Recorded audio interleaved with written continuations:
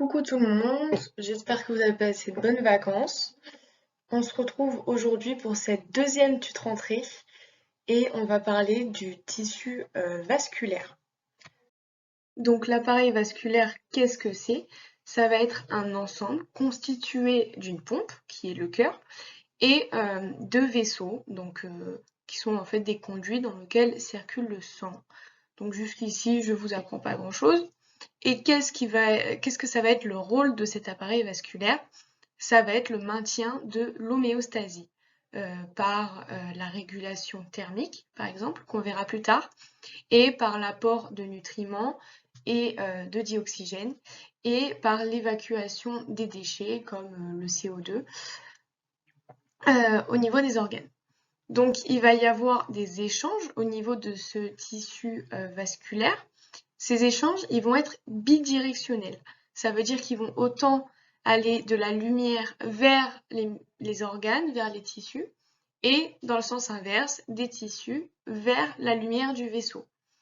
Et l'endroit où les échanges vont être maximum, ça va être au niveau des capillaires. On verra plus tard que les capillaires, c'est vraiment le lieu d'échange du tissu vasculaire.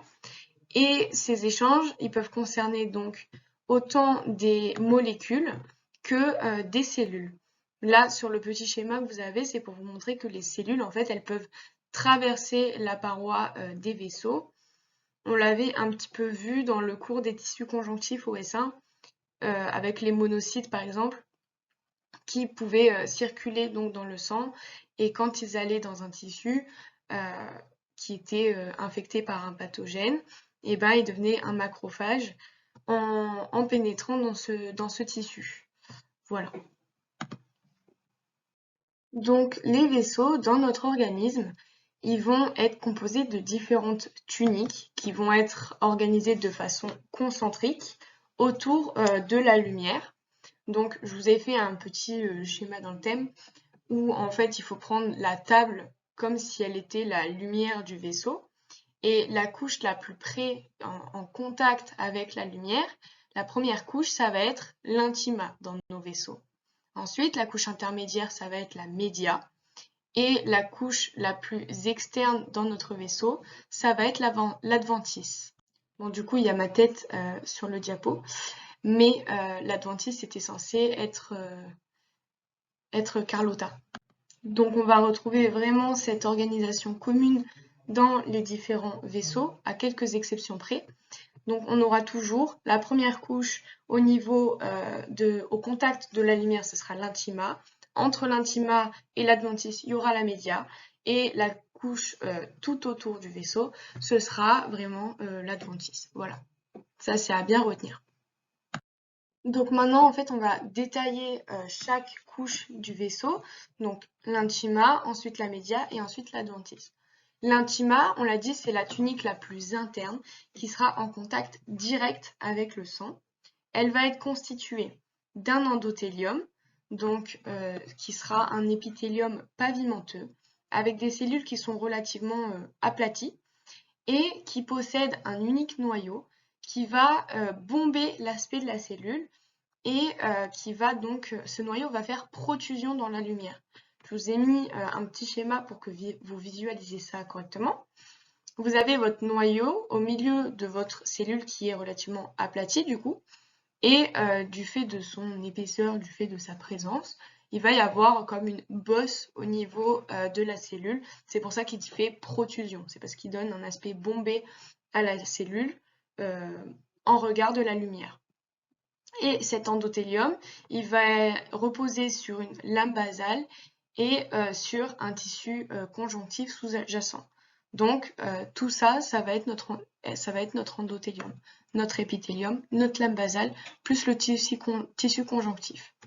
Et cet endothélium, il va avoir un rôle physiologique majeur, un rôle à la fois de barrière, donc de protection, et un rôle de transport. Il va intervenir dans les phénomène de transport entre justement ce que je vous disais, la périphérie du vaisseau et le centre, la lumière.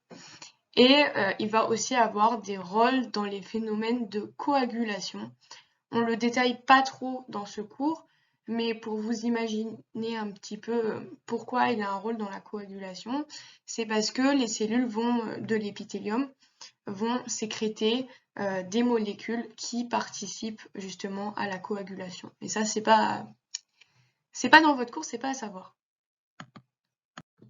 Maintenant, on va parler de la média. Donc la média, on l'a dit, c'est la couche qui est intermédiaire dans le vaisseau entre l'intima et l'adventice. Cette média, ce qui va être important, c'est qu'elle va avoir des composantes qui vont varier en fonction des territoires. Donc la média, elle va être particulièrement composée de fibres musculaires lisses et de lames élastiques.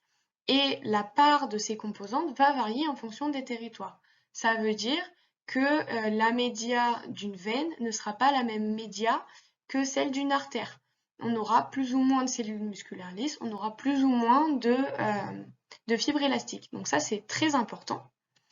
Cette média, elle va être séparée de l'intima par, comme si vous voulez le voir, comme une petite couche qu'on appelle la limitante élastique interne. La limitante élastique interne, c'est un agglomérat de fibres élastiques qui va être disposé de façon concentrique autour de la lumière. Donc il va, pareil, faire le tour de la lumière comme les autres couches. Une chose très importante, c'est que même si la limitante élastique interne, elle est présente dans beaucoup de vaisseaux, elle n'est pas présente dans tous les vaisseaux, elle n'est pas présente dans tous les territoires. On verra plus tard que il y a des endroits où la limitante élastique interne n'est pas présente. Donc à bien retenir. Et cette média, elle va avoir des fonctions variables selon l'endroit où elle se trouve. Donc dans certains vaisseaux, elle aura plutôt un rôle d'élasticité ou des fois elle aura un rôle de régulation du calibre du vaisseau. Voilà. Suivant où on se trouve, la média n'a pas forcément le même rôle. Maintenant, on va parler de l'adventice. Donc l'adventice, c'est la couche la plus externe du vaisseau et elle est de composition essentiellement conjonctive. Pareil que la limitante élastique interne, l'adventice, elle va être séparée de la média par la limitante élastique, cette fois externe. Donc c'est les mêmes composantes dans la limitante élastique interne que la limitante élastique externe. Et là encore, il n'y a pas dans tous les vaisseaux une limitante élastique externe. Donc il faudra bien faire attention à ça. L'adventice, elle va jouer un rôle de lien en fait avec les tissus environnants. Donc elle va un peu lier les tissus et les vaisseaux. Et pour certains vaisseaux, en particulier les vaisseaux de grand calibre, l'adventice va contenir des vaisseaux qu'on appelle la vasa vasorum. Donc ce sont en fait des petits vaisseaux qui vont servir à perfuser une partie de la paroi vasculaire. On verra plus tard que dans les gros vaisseaux, pour vasculariser le vaisseau, en fait pour apporter quand même de l'énergie, des nutriments, etc. au vaisseau, il faut que celui-ci soit vascularisé et va d'une part parfois être vascularisé par le sang qui est présent dans sa lumière, ou pour les gros vaisseaux comme l'aorte par exemple, eh bien la partie la plus externe du vaisseau sera du coup vascularisée par les vaisseaux de la vasa vasorum qui circulent au niveau de l'adventice. Donc au niveau du tissu vasculaire, on va avoir plusieurs types de vaisseaux. On va avoir les vaisseaux du système artériel. Le système artériel, il va conduire le sang du cœur vers les tissus de l'organisme, donc vers tous les organes. Ensuite, on va avoir le système veineux qui va faire du coup l'inverse du système artériel, qui va collecter le sang depuis les tissus périphériques et les ramener au cœur. Et la jonction entre système veineux et système artériel, ça va être l'ensemble de nos capillaires qui vont vraiment traverser nos organes et être le lieu principal des échanges. Donc maintenant, on va s'intéresser particulièrement au système artériel. Pour commencer, on va faire un petit rappel au niveau anatomique pour bien se situer et éviter de commettre une erreur qu'il faut surtout pas faire, c'est de penser que dans les artères, il circule uniquement du sang chargé en O2, en oxygène, parce que le sang qui circule dans ces artères n'est pas forcément oxygéné. On a deux circulations au niveau du système cardiovasculaire. Il y a la petite circulation, la circulation pulmonaire, et la circulation systémique. La circulation systémique, elle part du ventricule gauche. Dans le ventricule gauche, on a du sang qui revient des poumons après l'hématose. C'est du sang qui est riche en oxygène, qui va partir du ventricule gauche par l'aorte et donc qui va aller ensuite distribuer le sang oxygéné à tous les tissus.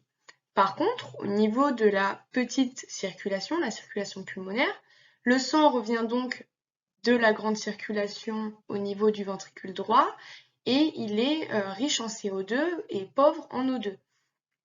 Et il va sortir de ce ventricule droit l'artère pulmonaire.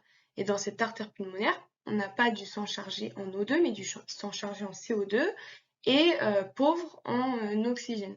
Donc bien faire attention de ne pas confondre, de ne pas faire le lapsus entre artère égale sang riche en O2. C'est pas toujours le cas. Donc, ces artères, elles vont présenter des variations au niveau de leur structure histologique parce que cette composition va dépendre du territoire où l'on se trouve et on va avoir différents types de vaisseaux appartenant au système artériel.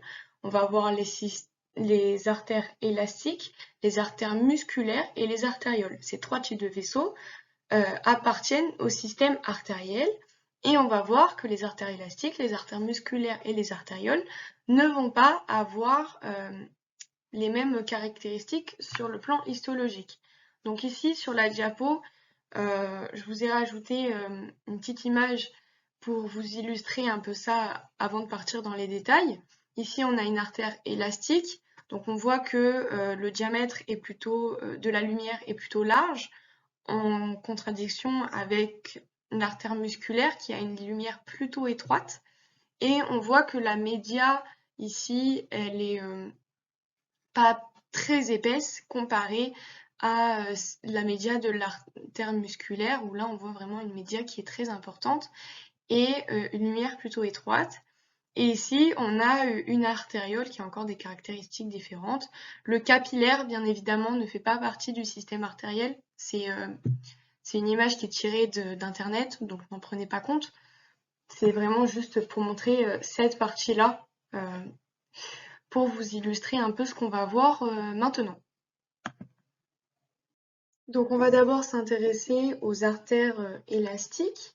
Les artères élastiques, ce sont des vaisseaux qui se trouvent en aval du cœur. Donc en fait, ça va correspondre aux gros vaisseaux qui se retrouvent juste après le cœur, à savoir l'aorte, les artères sous-clavières ou l'artère pulmonaire, par exemple. C'est vraiment des gros vaisseaux.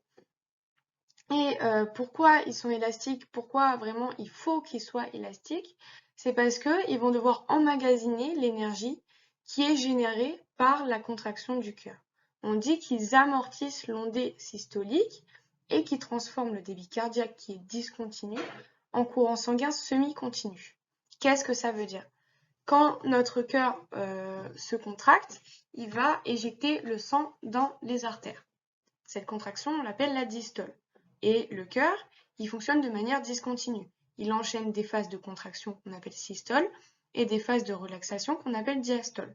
Donc, on est bien d'accord que ce fonctionnement discontinu va générer des bolus sanguins, des sorties de sang de manière discontinue aussi. Ça va être brutal. Donc, il va falloir que ces artères à la sortie du cœur soient capables d'emmagasiner l'énergie qui est générée. Ensuite, donc ça c'est, elles amortissent l'ondée systolique, elles amortissent l'énergie générée par la systole. Et surtout, elles doivent résister à l'afflux sanguin qui est violent juste après la contraction du cœur. Et pourquoi on dit qu'elles transforment le débit sanguin qui est discontinu en courant sanguin semi-continu?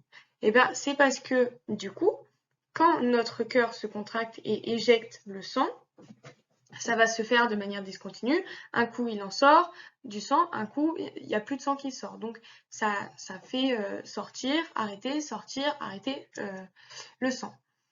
Et les artères élastiques, elles vont au niveau, pendant la systole, elles vont, ça si par exemple c'est une artère élastique, elles vont se charger en sang, donc elles vont se gonfler si vous voulez, elles vont se gonfler, elles vont récupérer tout le sang d'un seul coup, et pendant la diastole, pendant que le sang n'est plus éjecté du cœur, le cœur arrête de fonctionner, si vous voulez, et ben l'artère élastique, elle va relarguer petit à petit le sang. Elle va revenir à sa position initiale.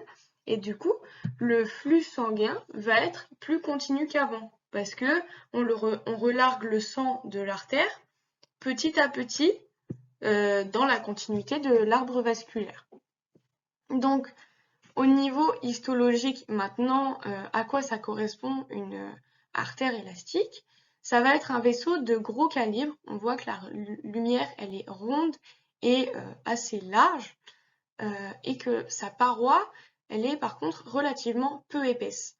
Si on la rapporte au diamètre du vaisseau, on voit bien que la paroi, elle n'est pas super épaisse alors que le diamètre du vaisseau est quand même vachement large.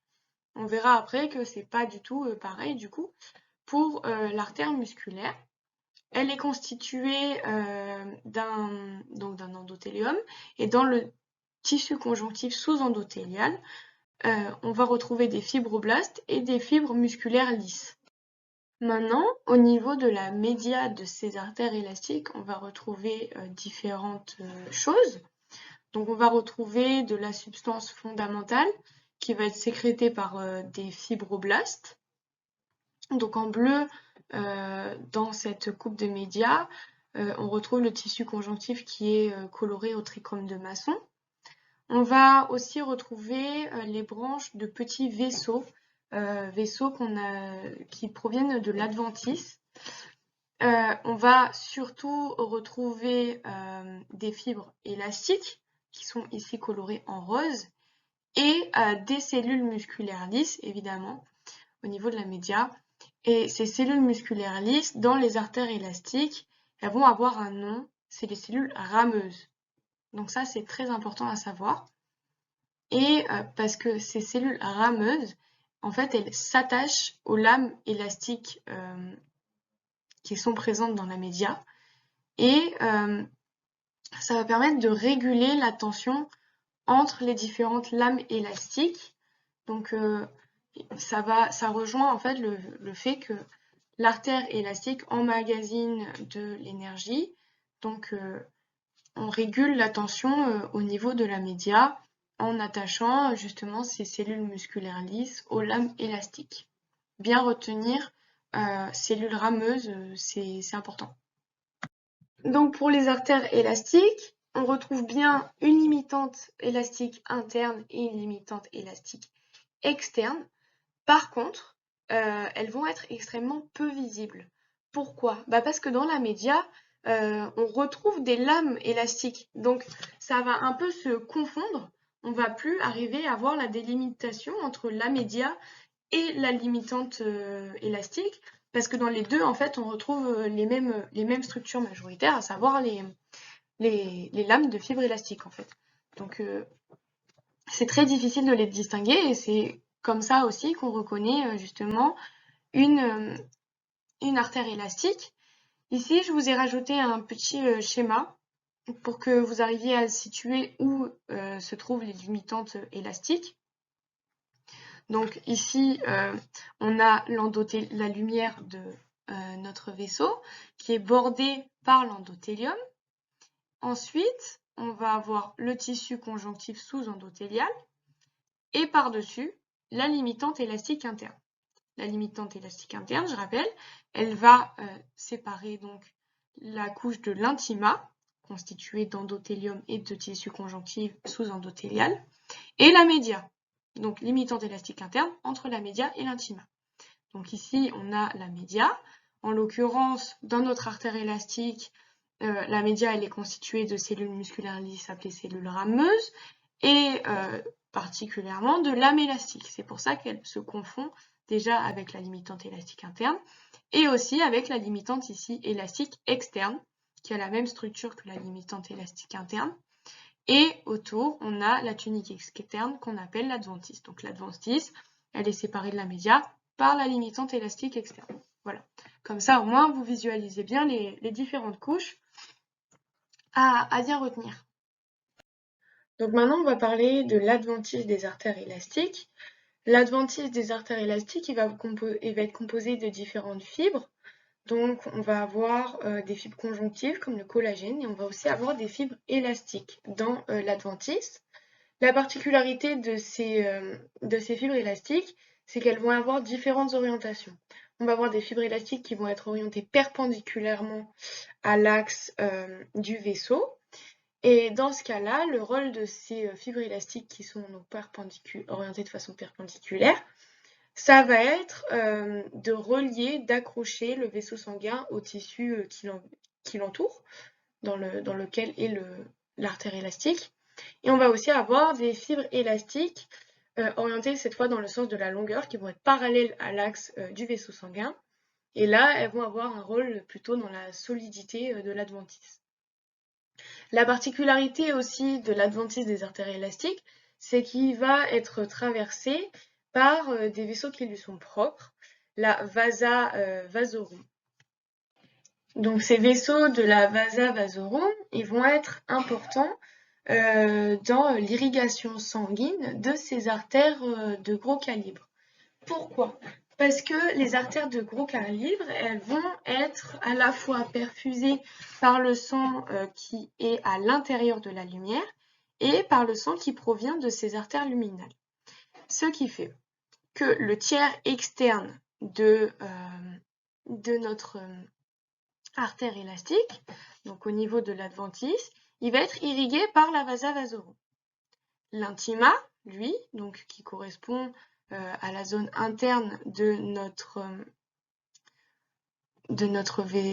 artère élastique, va être irrigué par le sang qui passe en fait dans la lumière du vaisseau. Donc l'endothélium, l'intima, ils vont être irrigués par ce qui passe tout simplement dans notre vaisseau.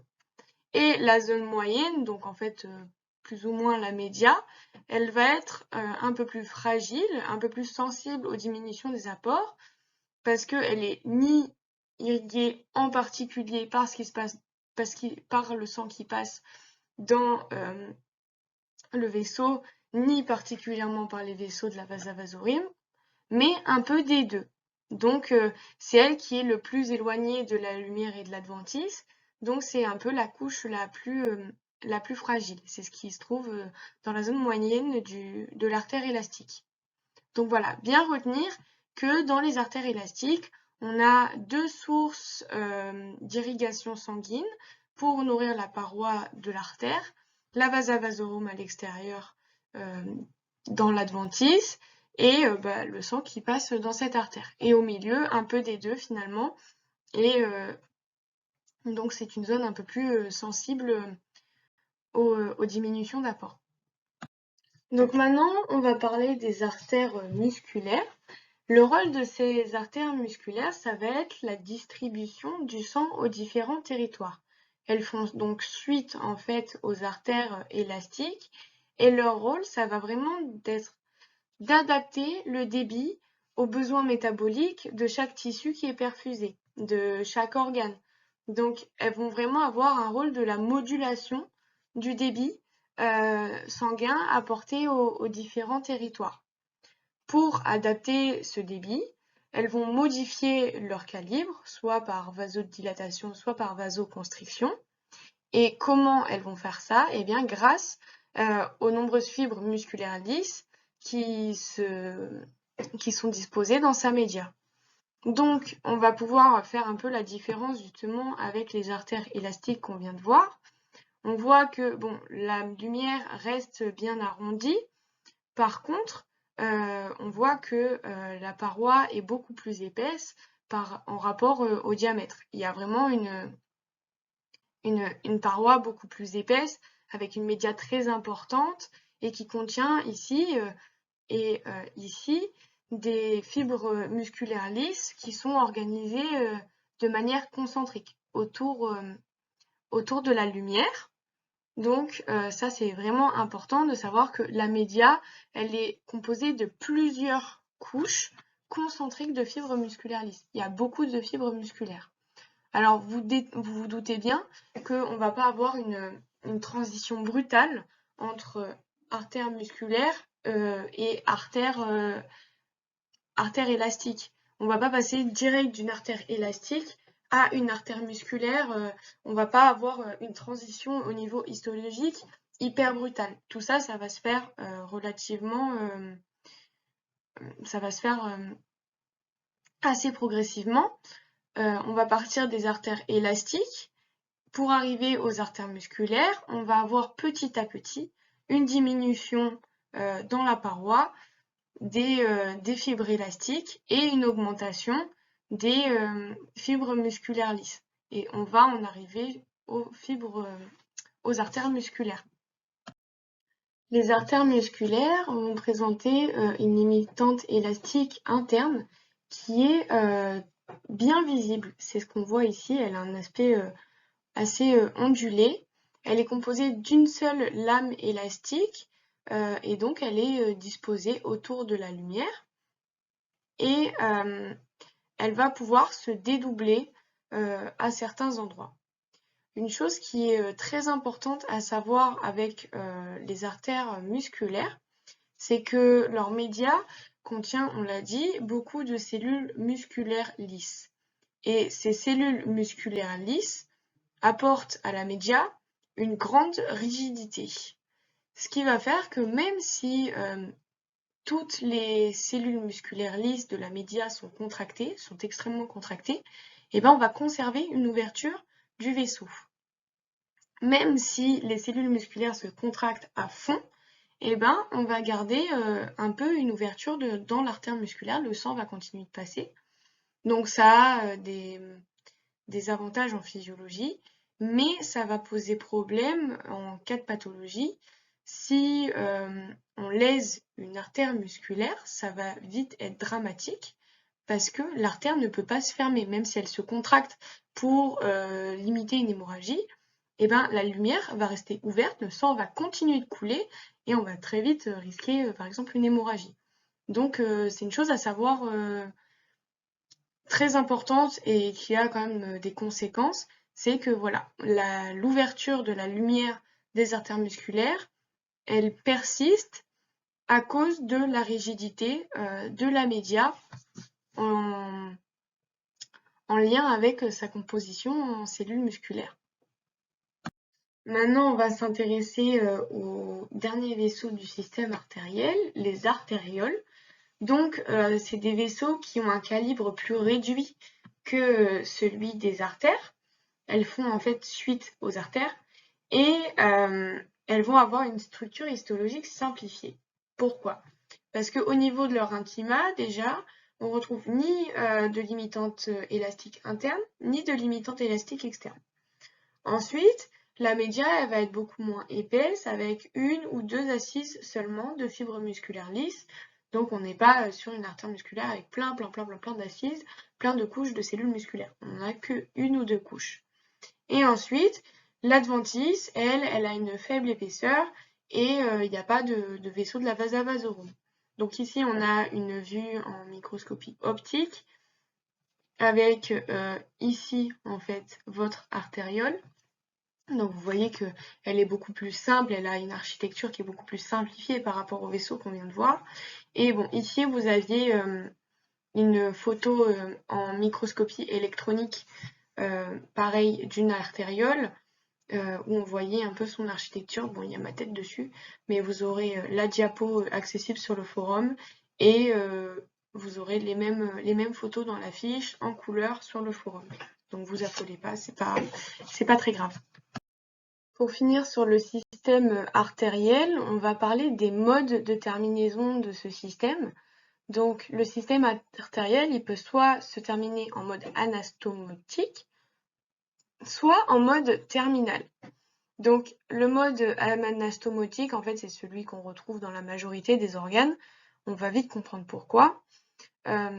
Donc il est constitué en fait de connexions superficielles et profondes des réseaux. Donc en fait on a deux réseaux qui sont connectés et ça va avoir un grand avantage, c'est que s'il y a un problème au niveau d'un réseau artériel, il va permettre de mettre en place des suppléances entre les branches.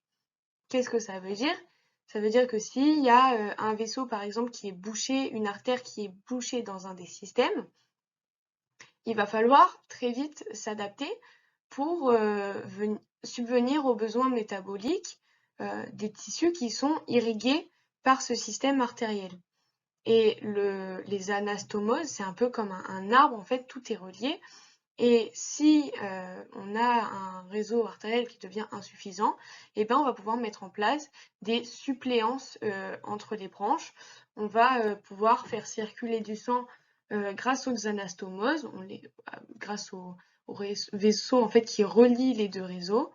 Et on va pouvoir faire venir du sang là où il en manquait, par exemple à cause d'un vaisseau qui pourrait être bouché. Alors que le mode terminal, eh ben, chaque branche est indépendante. Il n'y a pas d'anastomose, il n'y a pas de liaison entre les systèmes et donc il n'y a pas de moyen de venir suppléer si un système devient défaillant.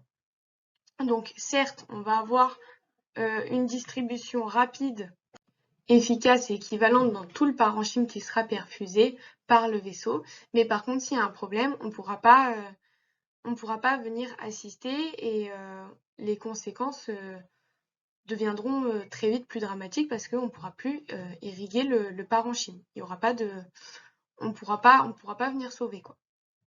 Maintenant, on va parler des capillaires. Donc, on l'a dit tout à l'heure, les capillaires, c'est vraiment le lieu d'échange entre les tissus et environnant et le tissu vasculaire.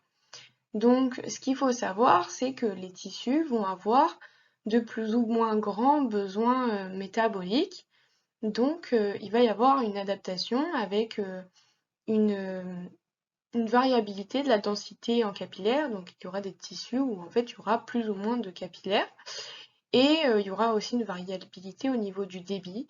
Il y aura des tissus qui auront besoin de plus de nutriments, de plus d'oxygène, et donc le débit sera plus important dans leurs capillaires.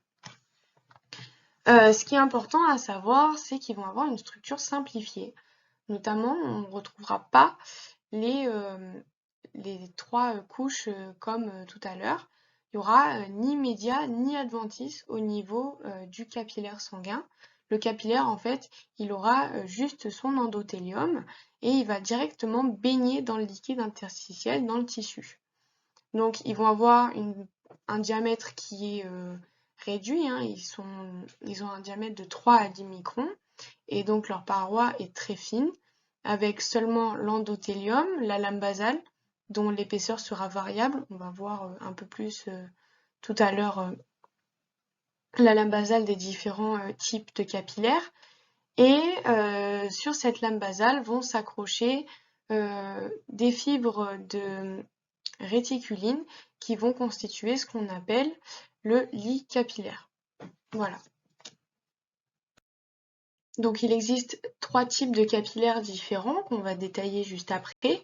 On a les capillaires typiques non fenêtrés, donc continus, les capillaires typiques fenêtrés cette fois-ci, et les capillaires sinusoïdes. Donc on va les étudier tous un par un. Donc d'abord les capillaires typiques non fenêtrés, en fait c'est les capillaires les plus simples et les plus nombreux dans notre organisme. Ils sont dans la plupart des territoires. Et sur la petite photo de coupe en microscopie électronique, vous avez en vert le cytoplasme et autour en violet la lame basale. Vous aurez l'affiche et le diapo sur le centre de téléchargement où vous pourrez zoomer pour mieux voir. Donc maintenant on va parler des capillaires fenêtrés. Les capillaires fenêtrés, ils se situent au niveau des organes où les échanges sont intenses, notamment au niveau des glandes endocriniennes et du glomérule rénal. Et la particularité de ces pores, ça va être qu'ils sont visibles en microscopie électronique et qui pourront être potentiellement diaphragmés. Donc je vous fais juste un petit rappel parce que ça peut porter à confusion. Sur cette coupe, on ne voit pas une cellule, mais on voit une coupe de capillaire. On voit une coupe de ça, ici. Et le capillaire, il est formé de plein de cellules endothéliales. Donc ce qu'on voit en vert ici, c'est le cytoplasme des cellules endothéliales qui forment la paroi du capillaire fenêtré. Et ces pores qui correspondent donc aux pores de la paroi du capillaire fenêtré, ça va correspondre à un accolement entre le feuillet de la membrane plasmique en regard de la lumière et le feuillet de la membrane plasmique qui repose sur la membrane basale. Donc les deux vont s'accoler. On va avoir un accolement en fait entre les membranes plasmiques et ça va former cette zone de pore, cette zone très fine où on voit que en fait le cytoplasme disparaît parce qu'on a des trous. Par contre, la membrane basale autour du capillaire, elle est intègre. Il n'y a pas de pore. Et pour finir, on va pouvoir parler des capillaires sinusoïdes. Donc là, ils se situent en fait au niveau des sites d'hématopoïèse, le foie, la rate, la moelle osseuse. Donc pour ceux qui ont bossé le tissu circulant, c'était écrit dans ma fiche. Donc voilà, on retrouve cette notion-là de capillaires sinusoïdes sur les sites hématopoïétiques. Pourquoi on va avoir des capillaires sinusoïdes? Ces capillaires sinusoïdes, ils vont avoir la particularité d'avoir des cellules endothéliales qui sont disjointes. Donc ça veut dire que là, on ne va pas avoir des pores à travers une cellule endothéliale, mais ça va être carrément les cellules endothéliales qui vont être séparées. On va vraiment avoir un trou dans la paroi de notre capillaire parce que les cellules ne sont plus attachées entre elles. Et ensuite, autour de ce capillaire, tout à l'heure, dans les capillaires fenêtrés, on avait une membrane basale qui était intègre, alors que là, on va vraiment avoir une lame basale qui va doubler le capillaire de façon totalement inconstante, parce que cette lame basale elle-même sera perforée. Et dans le foie, on ne trouve même pas en fait de lame basale, il n'y a pas de dédoublement au niveau de la lame basale, au niveau du foie. Donc vraiment, il faut arriver à visualiser la différence entre capillaires fenêtrés et capillaires sinusoïdes. En fait, au niveau des capillaires sinusoïdes, on fait des plus gros trous parce qu'on a des cellules vraiment qui sont séparées, qui sont disjointes, alors que dans l'endothélium des capillaires fenêtrés, on avait quand même des cellules qui étaient jointives, mais qui étaient perforées. Donc c'est ça vraiment la grande différence. Et si on réfléchit un peu, au niveau des capillaires sinusoïdes, donc on est sur des sites d'hématopoïèse, et le but, ça va être de faire passer les cellules sanguines, les éléments figurés du sang qu'on a créés sur ces sites hématopoïétiques, de les mettre en circulation dans le sang. Donc il va falloir vraiment qu'ils puissent traverser le vaisseau sanguin pour aller dans la circulation sanguine. Et donc il faut des trous assez conséquents. Et c'est pour ça qu'il y a des trous entre les cellules endothéliales qui forment la paroi du capillaire sinusoïde. Voilà. Donc si ça peut vous aider à retenir, essayez de vous rappeler que vu que ces capillaires sinusoïdes sont sur des sites hématopoïèses, il va falloir faire de la place pour les éléments figurés du sang en écartant les cellules endothéliales de la paroi du capillaire sinusoïde. Donc maintenant, on va parler des phénomènes de thermorégulation. On va voir que les capillaires vont avoir un rôle important dans cette thermorégulation. D'abord, il va falloir comprendre que la thermorégulation, elle fonctionne comme un phénomène bicompartimental.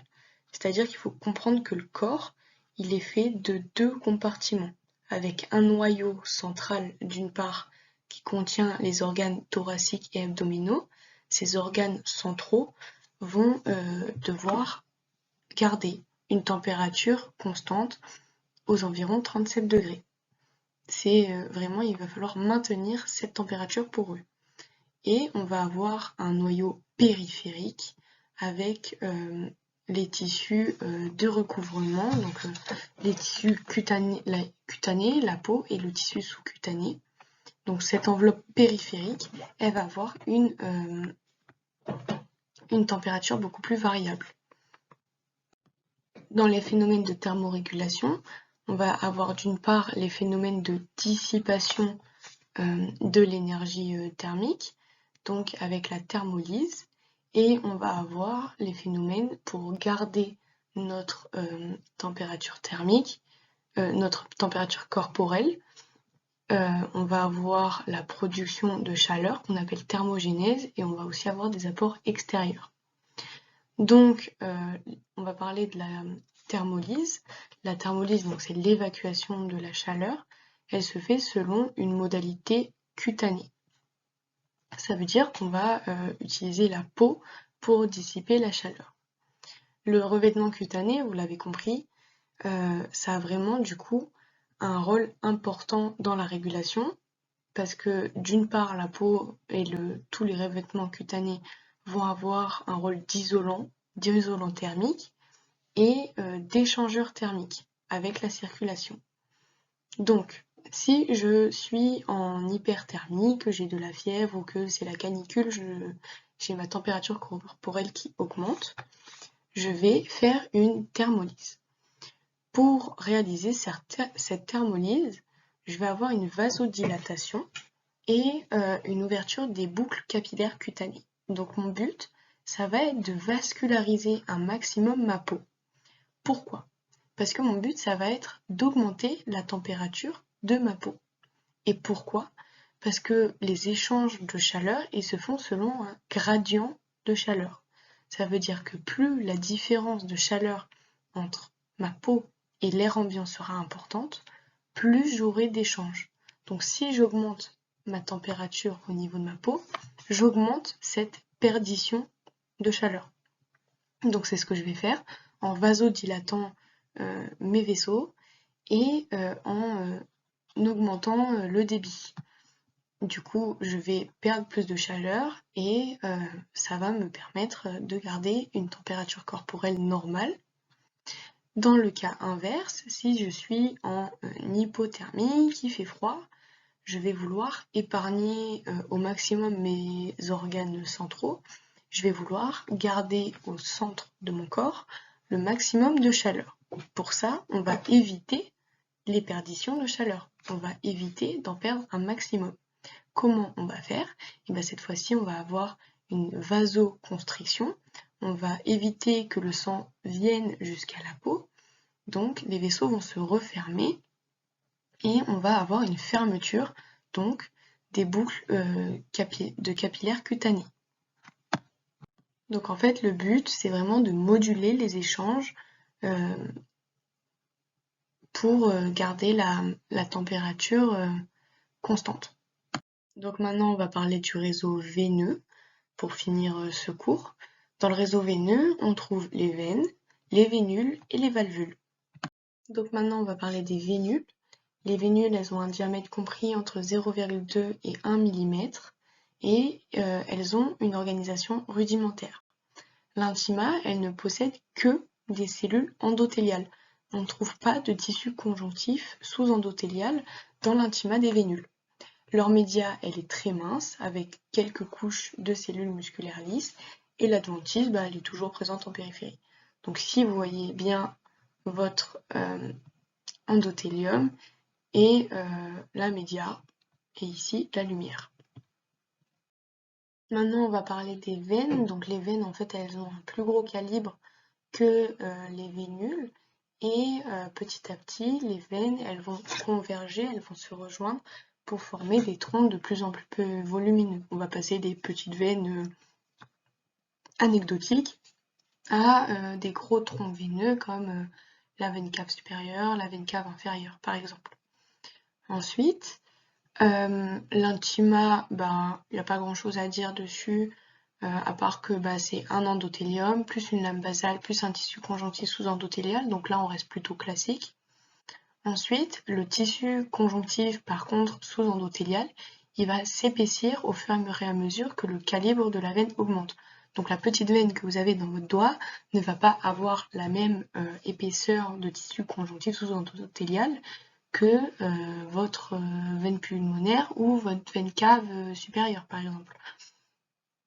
Ensuite, la média, elle va avoir des proportions variables en fibres musculaires lisses, en fibres de collagène et en fibres élastiques. Donc ça, ça va varier en fonction des veines, en fonction de là où on se situe. Ça ressemble un peu à ce qu'on disait sur les artères. Et l'adventice en périphérie, ça reste un tissu conjonctif. Par contre, il y a une chose à bien retenir, c'est que on va pouvoir différencier une artère d'une veine en regardant si la limite entre l'adventice et la média, elle est précise ou pas. Parce que dans le cas d'une veine, la limite entre adventice et média, elle est souvent imprécise. On a souvent du mal à avoir la différence entre adventice et média. Donc ici, c'est ce qu'on voit, on a du mal à avoir les limites des deux couches. Et ici, vous avez une coupe en microscopie optique avec ici une artère et ici une veine. Et vous voyez que la paroi de la veine, elle est beaucoup plus déformable que celle de l'artère. Sur votre artère, vous avez vraiment une lumière qui est bien ronde, bien arrondie, alors que ici, vous voyez que votre veine, ses parois, ça fait un peu des replis, elle est beaucoup plus déformable. Et ça aussi, c'est à savoir. Pour finir sur le système veineux, on peut parler des valvules. Donc les valvules, qu'est-ce que c'est? Déjà, c'est des structures qu'on retrouve aussi au niveau des valves intracardiaques et ce sont des replis de l'intima qui sont orientés dans le sens du courant. Donc ici, vous voyez bien que le sens du courant, il va comme ça. Et ces valvules, elles sont un axe qui va dans le sens du courant. Elles ne sont pas comme ça, elles vont dans ce sens. Et ces valvules, qu'est-ce qu'elles font? Elles s'opposent au retour du sang. Elles vont fragmenter le poids de la colonne vasculaire. Donc en fait, leur rôle, c'est que par exemple, surtout dans vos membres inférieurs, il va falloir refaire monter le sang veineux du pied, par exemple, jusqu'au cœur. Il y a bien évidemment la gravité, donc pour éviter que votre sang s'accumule au niveau de vos pieds, que vous n'ayez pas des pieds énormes, et vous allez avoir des valvules qui vont faire que petit à petit, le sang avance et remonte vers votre cœur, mais il ne peut pas revenir en arrière. Ça va éviter que le sang redescende vers, par exemple, vos pieds. Donc voilà, ils vont vraiment permettre d'éviter le retour du sang veineux et pour finalement avoir une circulation sanguine dans un sens unique. Donc ça va vraiment être le but. Et on a des phénomènes pathologiques où les valvules deviennent incontinentes. Ces valvules, elles vont plus retenir correctement le sang et le sang va revenir en arrière. C'est ce qu'on observe dans le cas de varices. Et ça va vraiment provoquer un cercle vicieux en fait, parce que si votre sang revient en arrière, si votre valve est incontinente, on va observer des déformations du coup de votre veine, et au plus votre veine va se déformer, au plus l'incontinence va continuer de majorer en fait, ça va aggraver l'incontinence. Donc ça fait un cercle vicieux et c'est très embêtant, pathologique. Donc on va finir ce cours en parlant des mécanismes du retour veineux. Je vous ai dit qu'il était important de faire revenir le sang veineux jusqu'au cœur. Ce phénomène, c'est donc le retour veineux. Il va se faire grâce à différentes choses. D'abord, la paroi des vaisseaux peut se déformer. La paroi des veines peut se déformer et ça va avoir une importance. Déjà, elle peut être déformée par les masses musculaires. Pourquoi c'est important? Par exemple, si je prends mon biceps, qui n'est pas très important, mais on va faire avec, et si je contracte mes muscles, je vais appuyer sur mes vaisseaux. En appuyant sur mes vaisseaux, je vais pousser le sang, donc je vais pousser le sang veineux vers le cœur. Ça va le propulser, comme le cœur, si vous voulez, propulse le sang dans le système cardiovasculaire. Et on va retrouver aussi une pression mécanique, pas cette fois à cause des masses musculaires, mais à cause du mécanisme de la marche au niveau de la plante des pieds. Parce que quand je vais marcher sur le sol, je vais appuyer ma plante de pied avec le poids de mon corps sur le sol et ça va pareil comprimer mes veines au niveau de la plante des pieds et ça va refaire monter le sang vers le cœur. Donc ça c'est très important. Vous avez l'illustration par exemple quand une personne est hospitalisée et qu'elle ne marche pas, qu'elle reste alitée, on va essayer de la refaire marcher le plus vite possible parce que le fait d'être alité, ça augmente la stase veineuse, donc le sang ne circule pas assez dans les membres inférieurs. Ça augmente le risque de coagulation, donc de faire des phlébites, etc. Et le fait de marcher, eh ben, ça remet le sang en circulation et ça réduit le risque de phlébite, de stase veineuse. Ensuite, eh ben, il y a tout simplement les fibres musculaires lisses qui sont présentes dans la paroi des veines, surtout dans la média, qui vont faire une vasoconstriction et qui vont effectuer un travail mécanique complémentaire. On a vu juste avant la présence des valvules. Et ensuite, on a un autre phénomène qu'on appelle la dépression intrathoracique. Donc cette dépression intrathoracique, elle va faire un appel pour favoriser le retour du sang veineux vers le cœur. Qu'est-ce que c'est? C'est quand je vais réaliser mon inspiration, comme ça, et ben, ça va réaliser une pression négative sur les vaisseaux sanguins et ça va en fait, en inspirant avec mon diaphragme, etc., toute cette mécanique va permettre de faire remonter le sang des membres inférieurs vers le cœur. Du coup, on en a fini pour ce cours de rentrée sur le tissu vasculaire. J'espère que ça vous a plu, que ça vous a quand même intéressé, même si on est en distanciel. Et si vous avez des questions sur le forum, on se retrouve, n'hésitez surtout pas. Surtout qu'on ne peut pas interagir comme on l'a fait à la tutre rentrée du S1. Donc si vous avez des questions, vraiment, on sera là pour vous répondre. Des gros bisous, travaillez bien.